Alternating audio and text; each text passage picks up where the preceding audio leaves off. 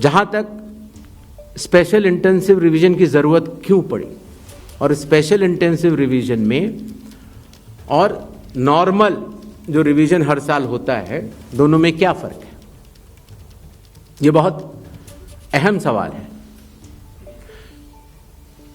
पिछले 20 सालों में हर साल रिवीजन होता रहा और जो एनुअल रिवीजन होता है उसमें साधारण तौर से एब्सेंटी, शिफ्टेड और एक जिसे कहते हैं कि एक रैंडम तरीके से उसका रिवीजन कर लिया जाता है।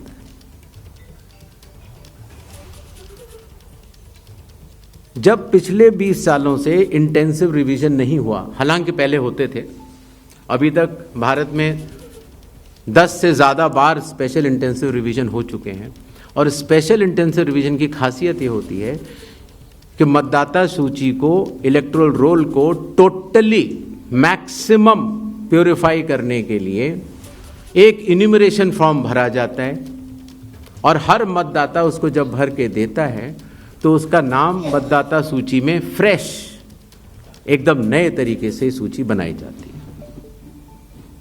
और ये इंटेंसिव रिवीजन इसलिए भी आवश्यक हो गया, एक तो सभी राजनीतिक दलों की लगातार शिकायतें आती जाती हैं कि साहब वहाँ पर वोट बढ़ गए, वहाँ पर वोट कट गए, इन लोगों का वोट सही बना, इन लोगों का वोट गलत बना। साथ ही साथ समय के साथ कई लोग जो गांव में रहते थे, जहाँ पर उनका वोट था, वो शहर में आ गए, उनका वोट गांव में रह गया और जब वो शहर में आए तो वोट कटवाने की प्रक्रिया की भी अपनी कानूनी जटिलताएं हैं, तो उनका वोट गांव में भी रह गया, शहर में भी हो गया। और आजकल आपको पता है, जैसे जैसे भारत का विकास होता जा रहा है वैसे वैसे लोग शहर छोड़ के भी दूसरे शहरों में भी जाते हैं। मुझे आशा है कि जितने हमारे मीडिया बंधु हैं वो भी शायद किसी न किसी दूसरे शहर को छोड़ के यहाँ पर आए होंगे, तो जब वो यहाँ रहने लग जाते हैं तो उनका वोट यहाँ भी बन जाता है।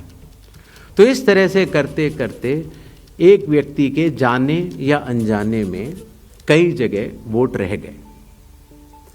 तो मतदाता सूची को शुद्ध करने के लिए इन्यूमरेशन फॉर्म एकमात्र रास्ता रह जाता है, क्योंकि मैं आपको एक उदाहरण भी देता हूँ। जैसे मान लीजिए श्रीपर्णा चक्रवर्ती जी हैं, उनका पहला वोट था श्रीपर्णा चक्रवर्ती के नाम से, दूसरा वोट जब वो दूसरी बार उन्होंने भरा तो उन्होंने भर दिया एस चक्रवर्ती। पिताजी का नाम मुझे पता नहीं है, माफ़ करें, लेकिन ए बी चक्रवर्ती भरा।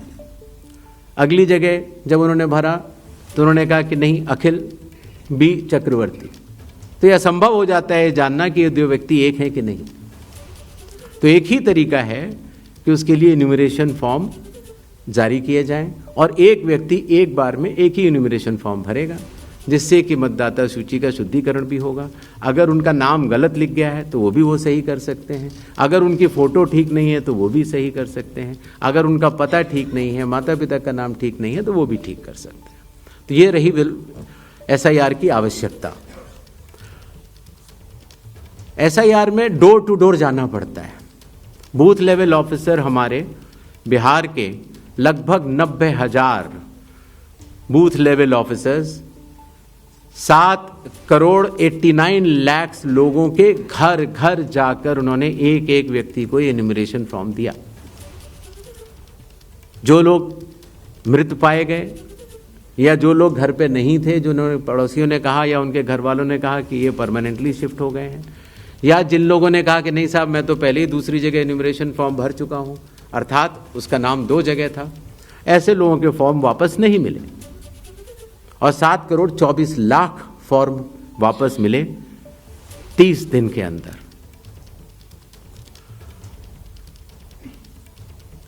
इनमें से एक सवाल यह था कि कितने नेपालीज हैं और कितने बांग्लादेशीज। पहली बात तो मैं स्पष्ट कर देना चाहता हूं कि भारत के संविधान के अनुसार सिर्फ भारत का नागरिक ही MLA और MP का चुनाव कर सकता है। किसी और कोई अधिकार, किसी और देश के नागरिक कोई अधिकार प्राप्त नहीं है। अगर ऐसे लोगों ने इन्यूमरेशन फॉर्म भरा है तो एसआईआर की प्रक्रिया में अपनी पात्रता सिद्ध करने के लिए कुछ दस्तावेज भी मांगे गए, जिनकी गहन जांच 30 सितंबर तक होनी है। और ऐसे केस में जो ऐसे लोग हैं जो कि हमारे देश के नहीं हैं, गहन जांच के दौरान वो पाए जाएंगे और निश्चित तौर से उनका वोट नहीं बनेगा। जहां तक वेस्ट बंगाल के एसआईआर की तारीख की बात है, हम तीनों कमिश्नर्स एक उचित समय देखकर उसका निर्णय लेंगे कि कब वेस्ट बंगाल में होना है या देश के अन्य राज्यों में कब होना है। उसकी तारीखों का ऐलान आने वाले समय में उचित समय पर किया जाएगा। एक और सवाल था कि जब इतनी पारदर्शी प्रक्रिया है तो फिर भ्रम फैलाने वाली कोशिश पर आप कुछ लोगों से ये कह रहे हैं कि फॉर्म 7 दे दें और कुछ लोगों से कह रहे हैं कि आप शपथ पत्र दे दें। इसका जवाब ये है, लोक प्रतिनिधित्व कानून में जो सबके लिए बराबर है, मेरे लिए भी है, आपके लिए भी है और किसी भी सांसद के लिए भी है और किसी भी एमएलए जी के लिए भी है। अगर आप उसी निर्वाचन क्षेत्र के निर्वाचक हैं तो आपको समय रहते शिकायत करने का पूरा मौका है। आप फॉर्म 6 भर सकते हैं, फॉर्म 7 भर सकते हैं, फॉर्म 8 भर सकते हैं। आपके राजनीतिक दल के बूथ लेवल एजेंट्स को भी ये अधिकार प्राप्त होता है कि वो एक शपथ देकर 10-10 फॉर्म भी बूथ लेवल ऑफिसर्स को दे सकते हैं, बशर्ते आप उस विधानसभा क्षेत्र के निर्वाचक हो।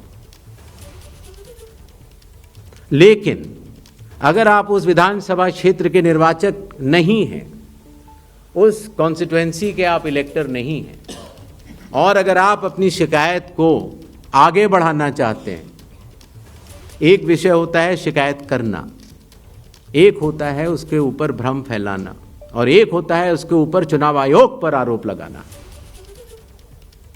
तो ग्रेडेड रिस्पांस के तहत अगर आप उस क्षेत्र के निर्वाचक नहीं हैं तो आपके पास एकमात्र कानून में विकल्प है, और वो है रजिस्ट्रेशन ऑफ इलेक्टर रूल्स, रूल संख्या 20,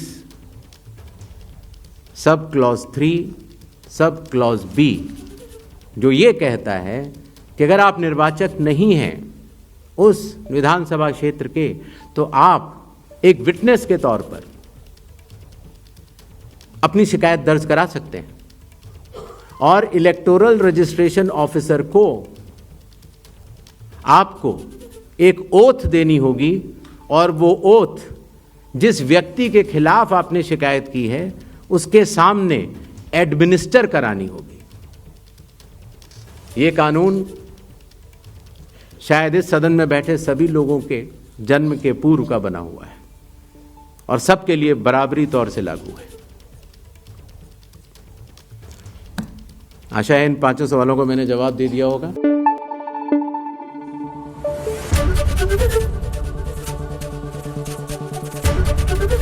एबीपी न्यूज आपको रखे आगे।